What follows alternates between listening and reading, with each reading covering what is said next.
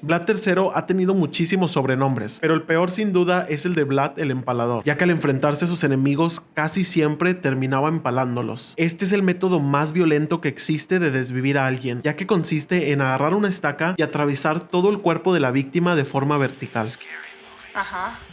What's your favorite scary movie? I'm Jackie, and I wouldn't talk if I were you. I killed Liz. I killed the Tangerines. Siento que estoy teniendo un déjà vu porque el traje de Drácula es el traje que mi mamá me hacía ponerme todos los años, porque creo que es súper común que las mamás de Latinoamérica o las mamás mexicanas les dices, ay, déjame comprar este traje o cómprame este traje, lo que sea.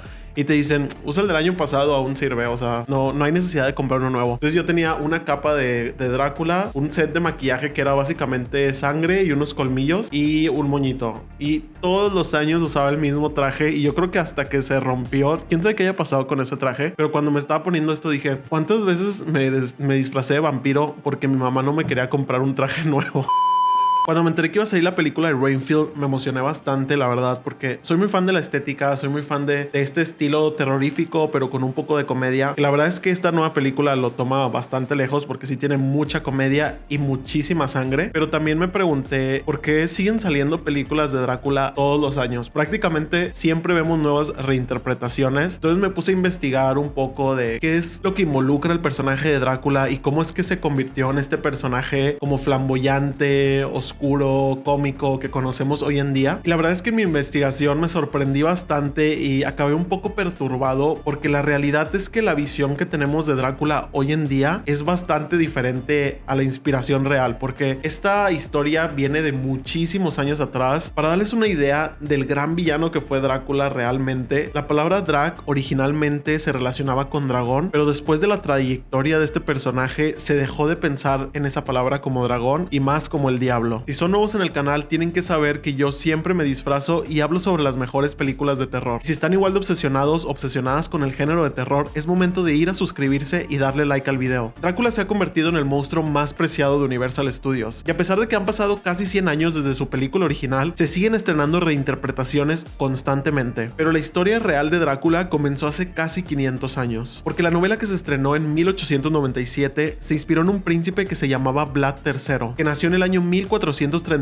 en el territorio de Transilvania. Tengo que divagar un poco para contar una historia de Transilvania, porque me acuerdo que hace unos años yo estaba viendo The Rocky Horror Show, que si no la han visto, véanla, una gran película, y dije, Transilvania, qué padre, seguro se inspiró en la película de Drácula. Y alguien me volteó a ver y me dijo, Transilvania fue un lugar real, no lo inventó Drácula. Y yo, ¿qué? Y así fue como a mis casi 20 años descubrí que Transilvania realmente existió. Vlad III obtuvo su apodo por su padre, ya que él fue admitido a la Orden del Dragón el mismo año en que nació Drácula. Esta era una hermandad cristiana que buscaba prevenir la expansión de las fuerzas invasoras en Europa, y por esto mismo su padre fue conocido como Vlad Dracul, y después su hijo tuvo el apodo de Vlad Draculea, que se traduce al hijo del dragón. Pero el impacto que crearon las acciones de Vlad III hizo que durante su vida se creara uno de los legados más oscuros en la historia, y no es por nada que la palabra Dracul en el rumano contemporáneo es traducida al diablo, ya que en su búsqueda por el poder mató a cientos de personas inocentes, y la forma en que lo hacía era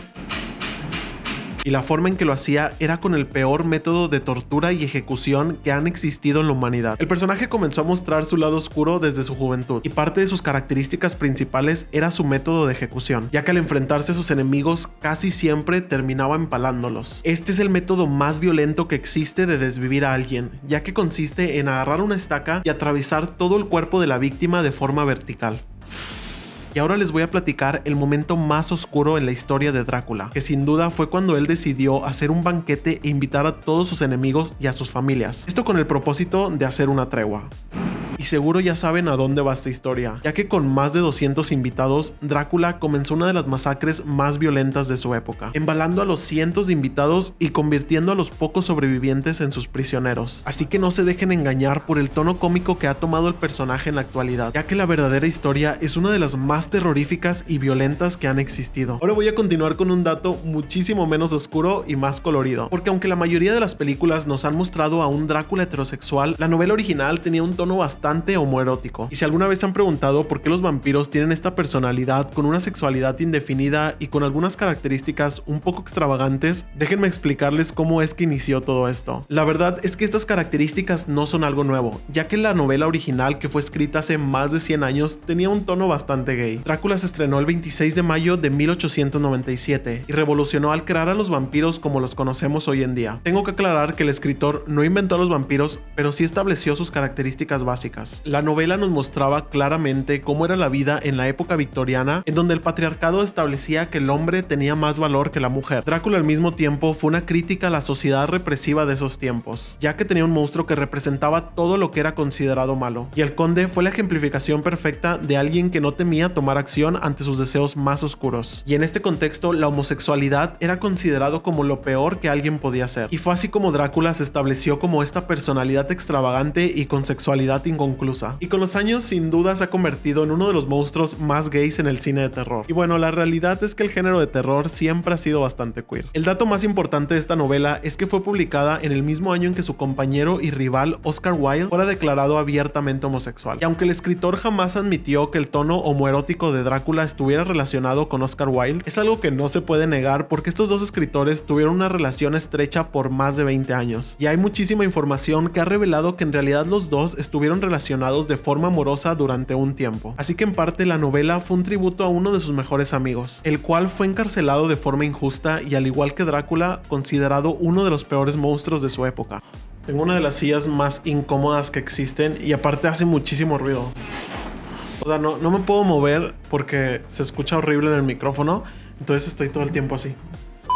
Drácula se ha convertido en uno de los monstruos más famosos en el terror, pero algo curioso es que la primera vez que lo vimos en el cine apareció con otro nombre, ya que una pequeña empresa alemana decidió hacer una película inspirada en la novela y llamarla Nosferatu, pero los cambios en la historia no fueron suficientes, ya que la familia del escritor original demandó a la empresa, y esto generó que la corte estableciera que todas las copias de la película debían ser destruidas. Pero obviamente esto no fue el final para Nosferatu. Irónicamente, el famoso monstruo que no se puede morir logró sobrevivir al fuego, ya que hubo un par de copias que no se quemaron y estas fueron redistribuidas nuevamente en Alemania, haciendo que con el tiempo se convirtiera en una de las piezas cinematográficas más influyentes en el cine de terror, y desde entonces el conde ha aparecido en más de 200 películas. El impacto del monstruo ha logrado trascender fuera del género de terror, ya que muchas de las películas han logrado transmitir los tabús y miedos más grandes de la sociedad, de la misma forma en que lo hizo la novela original de Bram Stoker cuando fue estrenada. Ahora vámonos al presente, ya que en la actualidad seguimos viendo reinterpretaciones de este clásico, y aunque han cambiado mucho el estilo en que nos muestran al monstruo, sigue siendo uno de los más influyentes en el terror. Drácula siempre ha mostrado las luchas y los deseos prohibidos más grandes de la humanidad, y la película de Renfield no fue la excepción, ya que al ser sumamente sangrienta y graciosa al mismo tiempo, también escondió una de las batallas más grandes que sufrimos las personas actualmente. Y antes de que les diga cuál fue, tengo que aclarar que esto obviamente no es algo nuevo, porque desde 1897 la historia de Drácula ha logrado hablar de los tabús más grandes de la cultura pasada y actual. Algunos de estos fueron la salud mental, el trabajo sexual, el machismo, la homosexualidad, la muerte asistida, el BDSM, la cautividad de humanos, la desvivisión y el exceso de violencia en la sociedad. Y el tema moderno que establece la película de Renfield es uno de los más relevantes en la sociedad actual, ya que habla del exceso que hay de codependencia emocional. Y es que cada vez más personas se dan cuenta del daño que les ha generado tener codependencia a algún familiar, amistad o incluso hasta su jefe. Así que si conocen a alguien que tiene una relación tóxica, mándenle este video y díganle que esta es su señal de cortar esa relación. Renfield fue solo la manera en que Universal Studios le volvió a abrir las puertas a su monstruo preferido. Incluso ya está confirmado que muy pronto veremos a Drácula de nuevo, pero ahora con otro de los personajes más famosos en el género de terror, ya que La hija de Drácula se estrenará en el año 2024. Antes de irme, tengo que agradecerles si siguen aquí, porque la verdad yo sé que no soy un youtuber así con millones de vistas y con una gran producción, pero me agrada saber que estoy creando una pequeña comunidad con personas que son tan fans del terror como yo. Espero hayan disfrutado el video y si lo hicieron no olviden darle like y suscribirse. Y si quieren saber todo sobre las noticias más recientes en el cine de terror, les voy a dejar mi TikTok. Y de esta forma también podremos seguir hablando sobre todas nuestras películas favoritas. Adiós, monstruos, feliz Halloween.